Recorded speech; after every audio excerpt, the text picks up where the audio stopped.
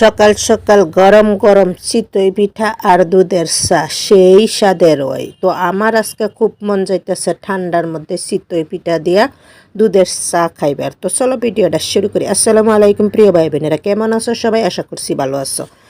আল্লাহর রহমতে আমিও ভালো আছি আলহামদুলিল্লাহ। তো সকালে উঠতে একদম একটা বাটি আর ফ্রিজের থেকে গুঁড়া লই লইছি, মানে চাউলের গুঁড়া সুন্দর করে আমার যতটুকু লাগবো আর ততটুকু গুঁড়া লইলাম।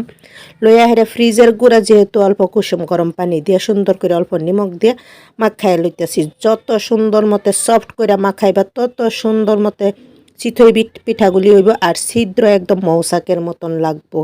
কানা কানা ছিদ্র যে ছিদ্র একদম মৌসাকের গড়ের মতন লাগবো দেখবা।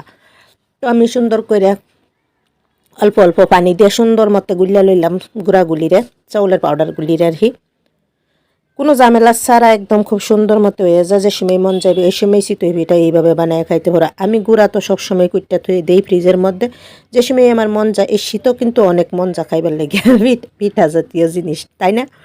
তো চলো সুন্দর করে আমি সফট করে অল্প সময় লয়ে কিন্তু গুঁড়াটা গুলছি, দেখতেই পারছো অল্প সময় লাগছে। তো গুঁড়াটা এরকমভাবে গুলছি, না মোটা হয়েছে না পাতলা হয়েছে। তো চলো এখন গ্যাসের মধ্যে আমি দিয়ে দিলাম তাওয়া দিয়ে হেরে 1 চামচ দিয়ে দিলাম ব্যাটারটা চাউলের। তারপরে দেখো এই যে ফার্স্ট টাইম এই তুঙ্গরে একটু দেখাই দিলাম কতটুকু ছিদ্র হয়েছে। তারপরে একটু পানি দিয়ে হেরে, মানে অল্প পানি দিয়ে হেরে এই ডাক্কা থুয়ে দিছি।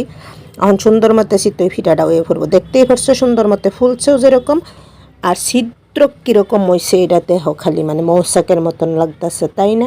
মানে মৌসাকের এটা যেরকম সুন্দর ছিদ্র ছিদ্রতা এরকম হয়েছে, আর বাংলাও দেখবে এরকম গড় হয়েছে। তো যাই হোক আমি একটা একটা করে সুন্দর করে দেয়া দিতেছি।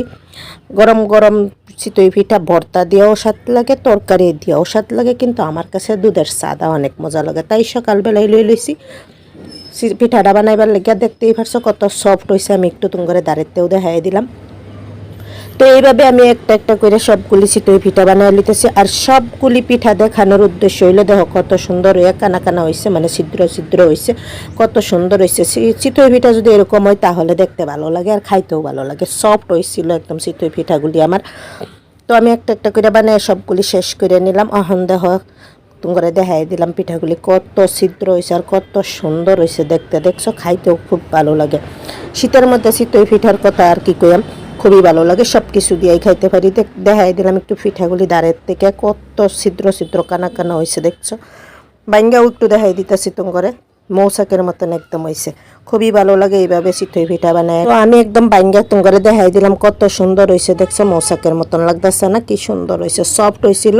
তো আজকে এখানে বিদায় নেই, আল্লাহ হাফেজ। তোমরা ভালো থাকবা, সুস্থ থাকো, আর চিতই পিঠা বানায় বানায় বেশি করে খাইবা।